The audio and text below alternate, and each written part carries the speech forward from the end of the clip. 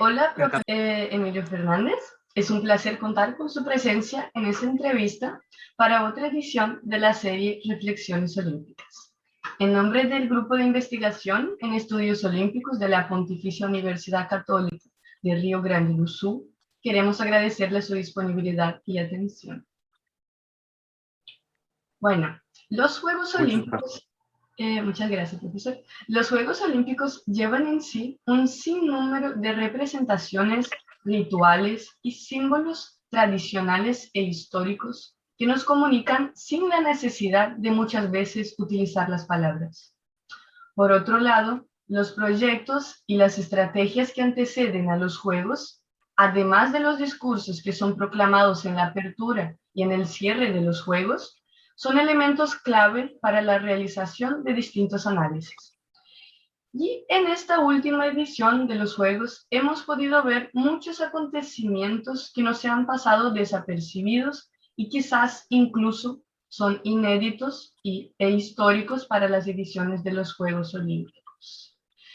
Sabemos, profesor Emilio Fernández, que los Juegos Olímpicos de Tokio, 1964, transmitieron la imagen de un país reconstruido después de la Segunda Guerra Mundial.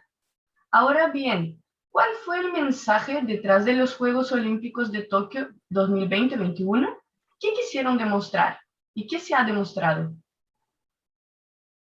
Bueno, decía el presidente Rogge, el recientemente fallecido presidente Jacques Rogge, que no necesitábamos estadios con capacidad, con asientos para 100.000 personas, porque los Juegos Olímpicos principalmente se celebraban en la televisión. Vamos a ver, la televisión es el gran instrumento de globalización, de mundialización de los Juegos Olímpicos que convierten un evento que es local, que en este caso se estaba desarrollando en Tokio, que se desarrolló en Río, en Barcelona, en Pekín, en Londres o en París o en Los Ángeles, se convierte un evento local en un evento global gracias a la televisión. Bien, es muy pequeña la cantidad de gente que ve los Juegos Olímpicos in situ, en directo, en vivo, en los estadios, y millones de personas las que los viven en su casa a través de la televisión, que los repiten y que lo retuitean y que lo reenvían a sus amigos y dicen me gusta, y dicen me entristezo, dicen que me alegra un contenido en las redes sociales. Por tanto, si el mensaje de estos Juegos Olímpicos fueron muy diferentes o totalmente diferentes porque no hubo gente en los estadios, yo diré que lo importante de los Juegos Olímpicos no es la gente de los estadios, son los deportistas, es el mensaje, son los, como has mencionado en la pregunta, los ritos, los símbolos y todos estos elementos trascendentes de los Juegos Olímpicos, y que por tanto el hecho de que los Juegos Olímpicos no tuviesen gente fue tan solo una parte. Probablemente para los deportistas en el estadio, de cara a lo que llamamos ambiente, puede ser más interesante que haya gente en el estadio. Sin embargo, de cara al mensaje, que es un mensaje universal que se transmite a través de los Juegos Olímpicos, de sus símbolos, de sus ritos, de sus elementos culturales diferenciales, los elementos culturales de los Juegos Olímpicos, nada cambió en Tokio 2020 o en Tokio 2000 o la edición celebrada en 2021. Poco, desde mi punto de vista, desde el punto de vista mediático, realmente cambió, porque la realización televisiva fue lo mismo. Sí, las gradas estaban vacías, pero los protagonistas, ¿quiénes son? Las deportistas y los deportistas, su superación, su sudor, su lucha por mejorar el récord.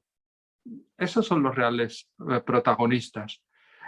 Hemos visto también un país, Japón, que de una forma ordenada, distinta probablemente a como lo haríamos los europeos y probablemente se harían los Juegos Olímpicos en América, pues han conseguido que los Juegos Olímpicos saliesen adelante con realmente pocos contagios, con un éxito organizativo en las circunstancias especiales en las que se celebraron, desde mi punto de vista, indudable. Porque ¿qué hubiese sido mejor?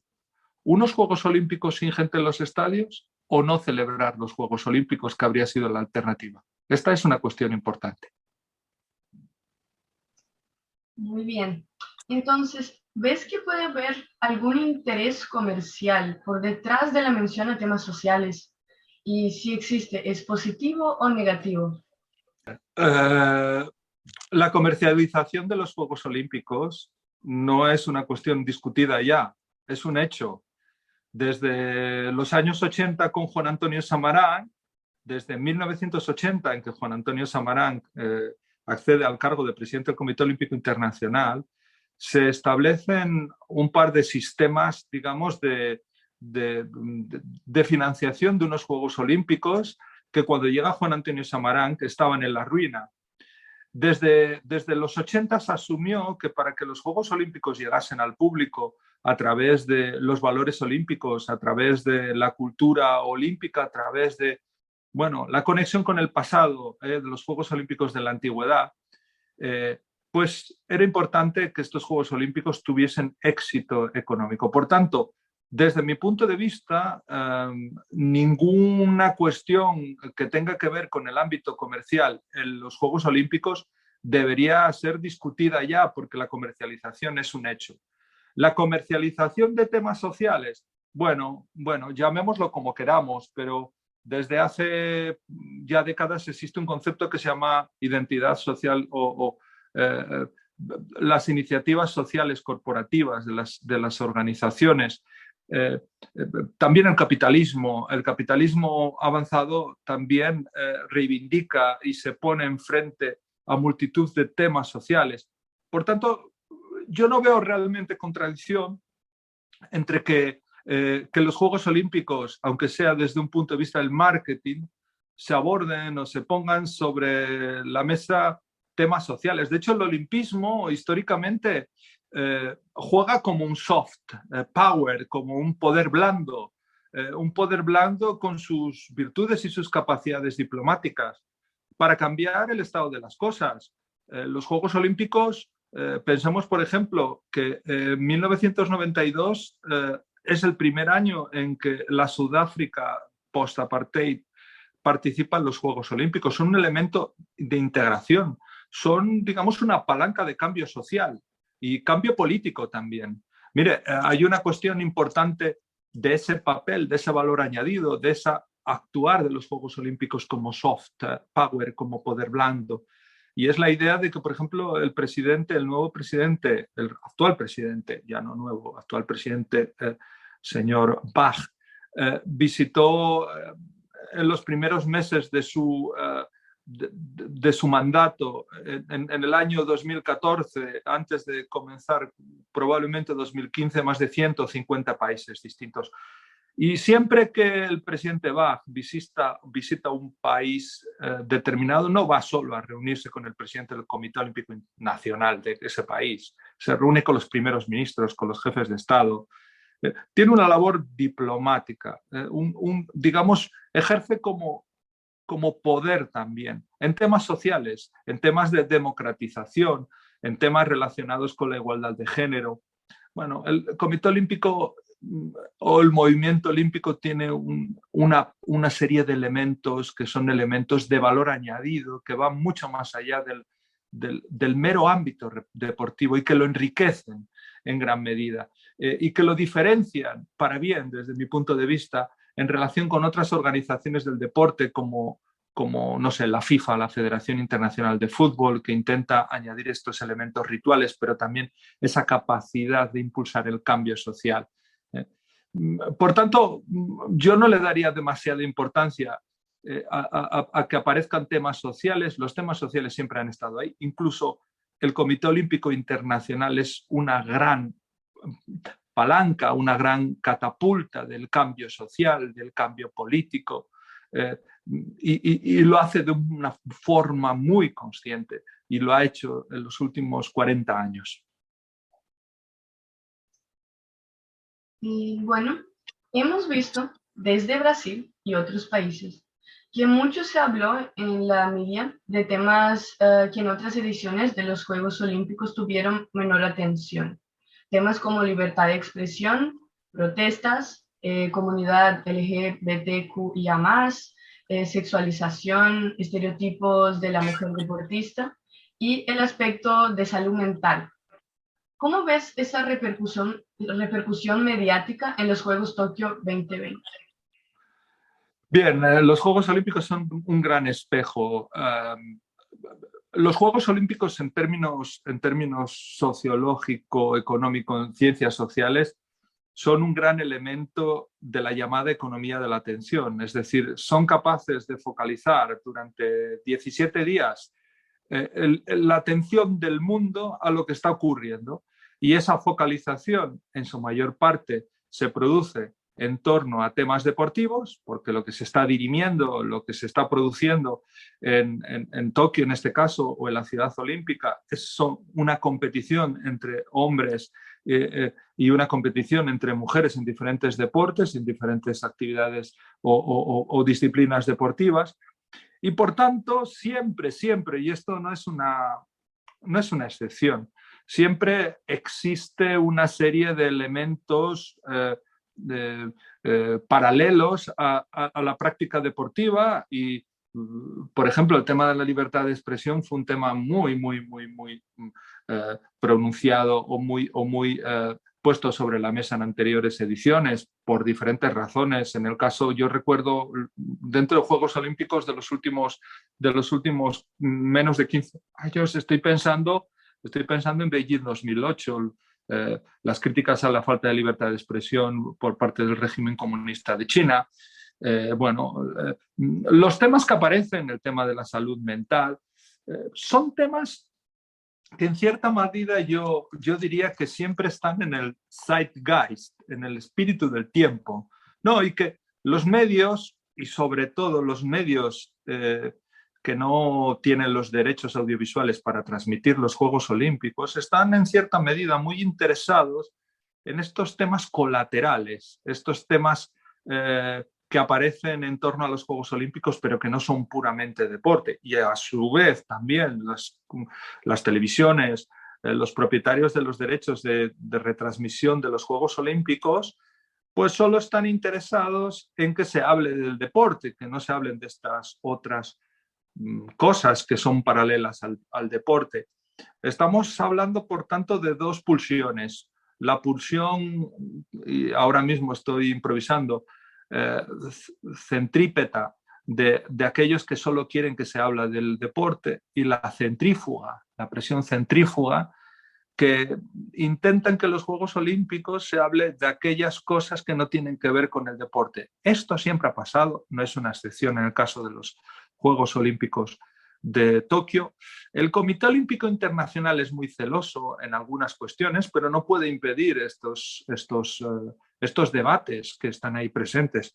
Estoy pensando ahora mismo, no sé, en el icono de la imagen del el Black Power en los Juegos Olímpicos de México en 1968, la mano levantada de los deportistas norteamericanos negros, reivindicando, haciendo reivindicaciones de tipo racial. Cada edición de los Juegos Olímpicos tiene una historia que es paralela y los Juegos Olímpicos de Tokio no han sido distintos.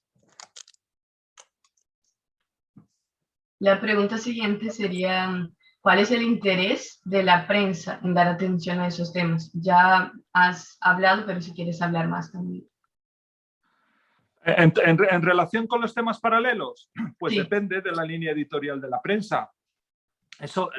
El interés de la prensa va a depender de la línea editorial. Los llamados periódicos o la prensa tradicional, los medios de comunicación que se sitúan en el ámbito más progresista, pondrán sobre la mesa y airearán las temáticas que tienen que ver, pues bueno, con la salud mental frente a los entrenamientos inhumanos, podemos llamarlo así, pero que no lo comparto, pero podría ser uno de los argumentos de algún tipo de prensa. Pues le interesaría airear ciertas cosas. La prensa más conservadora, pues estos temas los abordará, pero los abordará con un prisma muy distinto. Yo diría que va a depender de la orientación editorial de la prensa en cada momento. La política y sobre todo la izquierda, desde mi punto de vista hay una tendencia por parte de la izquierda más cercana al viejo marxismo, la izquierda que en años atrás se llamaba la izquierda comunista, de utilizar este tipo de mensajes paralelos, a veces en su provecho. Yo lo he visto, no lo he visto solo lo he visto en España, pero también en otros países. Bueno, la respuesta es que depende de la prensa, pero desde mi punto de vista, este tipo de mensajes, en este caso, en el caso español, ha sido más puesto sobre la mesa, se ha utilizado más para apoyar ideas por parte de los partidos políticos de izquierdas, en concreto en España. ¿Y qué representa la imagen de Naomi Osaka encendiendo el pebetero olímpico? Bueno, siempre son deportistas o siempre son gente importante, señalada de cada país organizador, aquellos que encienden el pebetero. Mira, piensan una cosa, que en el caso de los Juegos Olímpicos de Pekín han tenido pues una cierta pues, distorsión, digamos, con respecto a la normalidad.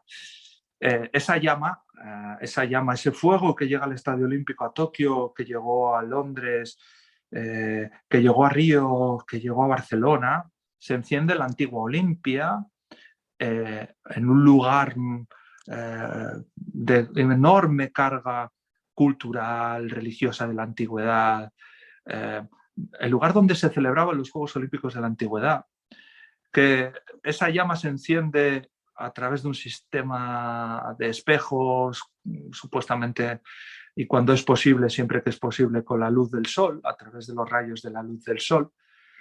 Y en otras ediciones de los Juegos, en esta menos por culpa de la pandemia, pues esa llama hace un recorrido a veces por diferentes países. Desde las últimas ediciones de los Juegos Olímpicos ya el recorrido por diferentes países al país organizador es mucho más limitado.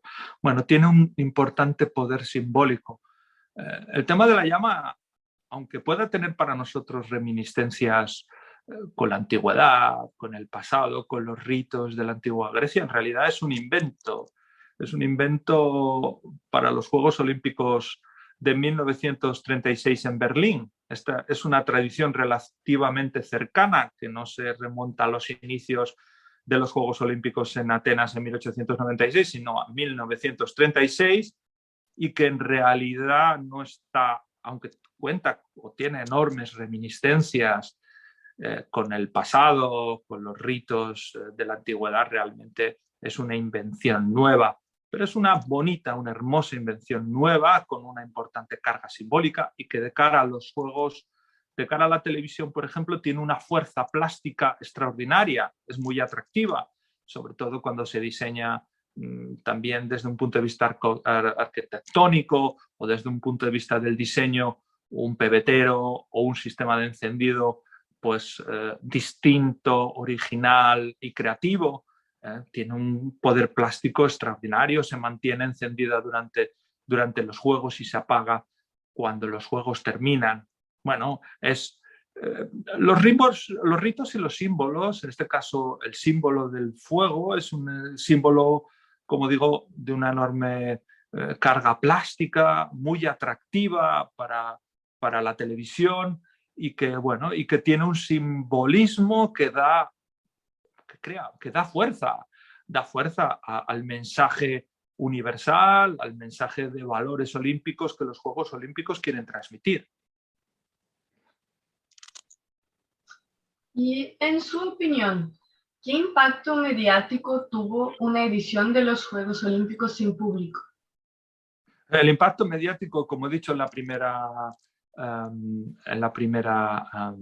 pregunta, ha sido muy similar a de los Juegos Olímpicos con público. Pues, ¿por qué? Pues porque los Juegos Olímpicos se desarrollan fundamentalmente en televisión, y ahora en la televisión y en las redes sociales, a través de la capacidad de diseminación de los mensajes, de la gente a través de las redes sociales. Por tanto, el impacto ha sido muy similar, no muy distinto, no muy distinto al impacto que hubiese tenido unos Juegos Olímpicos con público. La única diferencia ha sido para los habitantes de Tokio o a los habitantes de otros países del mundo que hubiesen tenido la oportunidad de ir presencialmente, pero que habrían sido unos cientos de miles de personas. El resultado final, aunque con la tristeza, como se dejó ver también en la ceremonia de apertura, de una situación de pandemia en la que estamos, pero el impacto mediático, desde mi punto de vista, ha sido muy, muy, muy, muy similar. Los protagonistas son los deportistas y los destinatarios son las personas que están en casa o que siguen los Juegos Olímpicos a través de su versión intermediada, su versión a través de los medios de comunicación. Profesor Emilio, usted es uno de los principales referentes comunicativos en el ámbito de los estudios olímpicos. Por esta razón, nos gustaría escuchar su comentario sobre la atención a los pictogramas, que se han popularizado en 1964 y estaban resaltados en la ceremonia de apertura en Tokio. Bueno, los pictogramas son un elemento, digamos, comunicativo de gran carga que en cierta medida lo que hacen es informar, o sea, tienen una visión informadora y que son muy difíciles de crear, en tanto que con pocos trazos, con pocos elementos icónicos, han de ser capaces de comunicar de una forma no polisémica, de una forma lo suficientemente detallada, un mensaje, que en este caso es un mensaje informativo. Un mensaje que tiene que ver con, bueno, en la ceremonia de apertura de los Juegos de Tokio tenía que ver con las diferentes actividades deportivas, pero que la Villa Olímpica, en el metro de Tokio, en diferentes lugares de los Juegos Olímpicos y no de los Juegos Olímpicos, también en las ciudades, en la vida diaria, informan a la gente de cómo llegar a lugares, acceder al metro y ofrecen una información detallada y una información precisa sobre cuestiones que son de utilidad pública. Se han utilizado de una forma artística en la ceremonia de apertura de los Juegos de Tokio, pues bueno, haciendo referencia o intentando hacer un guiño también a los Juegos de 1964 y haciendo una especie de coda o de rima entre el pasado y el presente. Bueno, son elementos comunicativos importantes que ahí siguen y que tienen una gran carga, podrían ser analizados desde un punto de vista también semiológico, semiótico y desde diferentes ámbitos, pero que han de comunicar de una forma precisa. Después de todas las dificultades que enfrentaron los Juegos de Tokio 2020, principalmente causadas por la pandemia del COVID-19, ¿la percepción del público con relación a los Juegos fue positiva o negativa? A ver, no he hecho ninguna encuesta ni conozco cuál ha sido la percepción global. Seguro que se ha producido una situación de extrañeza el hecho de no ver a público en las gradas. Pero insisto en lo mismo, lo importante no es el público, lo importante es lo que pasa en televisión y los medios sociales y digitales. Y eso poco ha cambiado.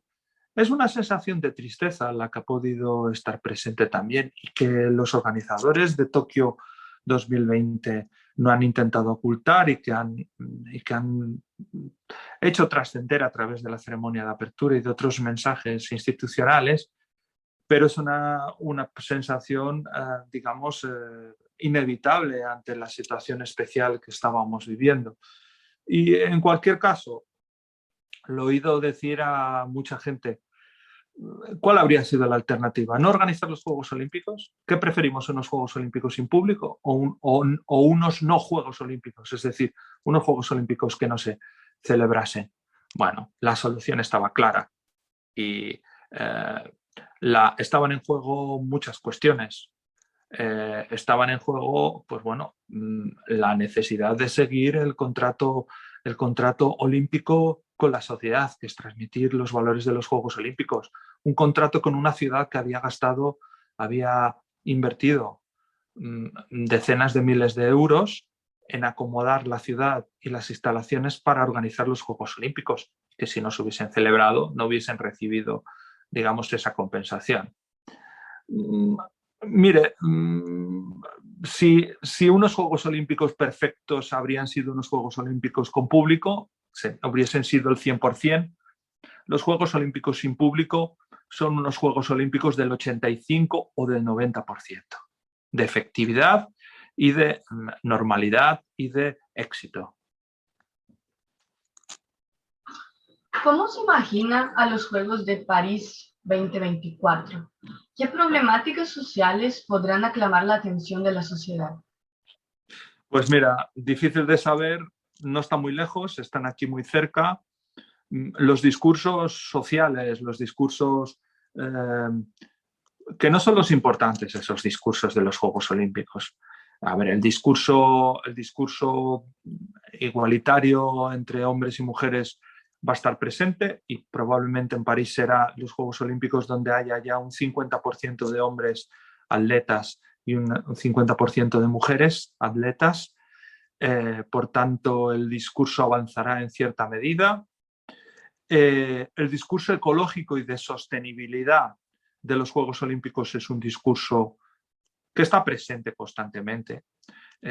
Piensen, por ejemplo, que los Juegos Olímpicos de Tokio ganan la candidatura con unas inversiones, prometiendo unas inversiones que después, por ejemplo, no se cumplen. El Estadio Olímpico es un estadio olímpico mucho menos ambicioso y mucho menos costoso que el que se anuncia en la candidatura por diversas razones y otro tipo de instalaciones. Por tanto, el discurso de la sostenibilidad junto con el discurso de la igualdad de género estará presente y habrá otra serie de discursos que estén con el espíritu del tiempo del momento, que vamos a ver qué cuestiones son. Podrá estar presente en lo de temas relacionados con la digitalización, temas relacionados con la comunicación digital, temas relacionados con la inteligencia artificial. Bueno, serán cuestiones muy relacionadas con la actualidad del momento, porque mire, los Juegos Olímpicos son un espejo de la sociedad en general. Los Juegos Olímpicos son un microcosmos del macrocosmos de la sociedad en general. Por tanto, las cosas o las cuestiones que son candentes, los grandes debates que se producen en la sociedad se trasladan también a los Juegos Olímpicos. Es inevitable. Los Juegos Olímpicos no suelen tener, desde el punto de vista social, lo que usted comenta, no suelen tener un reclamo o un discurso o una narrativa totalmente diferente a los de la sociedad en general. Su narrativa, para mí la que es importante, es la narrativa de los valores olímpicos, del juego limpio, del esfuerzo, de la superación. Los Juegos Olímpicos son una gran fiesta de la juventud, de lo mejor de la juventud del mundo, la juventud sana. Y los otros aspectos para mí son aspectos secundarios y son aspectos que se corresponden con los grandes debates sociales. Pero para mí el mensaje fuerte son los valores olímpicos, es el discurso de superación, de reivindicación de las deportistas que trabajan, que se esfuerzan y de los deportistas que se esfuerzan. Y esa narrativa del esfuerzo, esa narrativa del compañerismo, esa narrativa del juego olímpico, es una narrativa que se traslada a la sociedad y que favorece mucho la armonía social en todo el mundo. Y desde mi punto de vista, esos son los discursos, los storytelling, las narrativas que realmente importan. Profesor Dr. Emilio, nos gustaría escuchar sus comentarios finales como cierre de nuestra entrevista, si así le apetece. Pues creo que he comentado básicamente lo que me habéis comentado o me habéis preguntado y creo que, bueno, que no sé, más o menos el discurso creo que queda fijado con lo que os he comentado, he dicho. Ha sido un placer y agradezco muchísimo el interés por conocer mis opiniones con respecto a los Juegos Olímpicos del Grupo de Estudios Olímpicos de la Pontificia Universidad de Río Grande do Sul, dirigido por el profesor Nelson Todd Snyder, amigo al que aprecio como si fuese un hermano. Fue un gran placer, le agradezco su atención en nombre del Grupo de Investigación en Estudios Olímpicos de la Pontificia Universidad Católica de Río Grande do Sul. Muchísimas gracias. Gracias a vosotros por vuestro interés.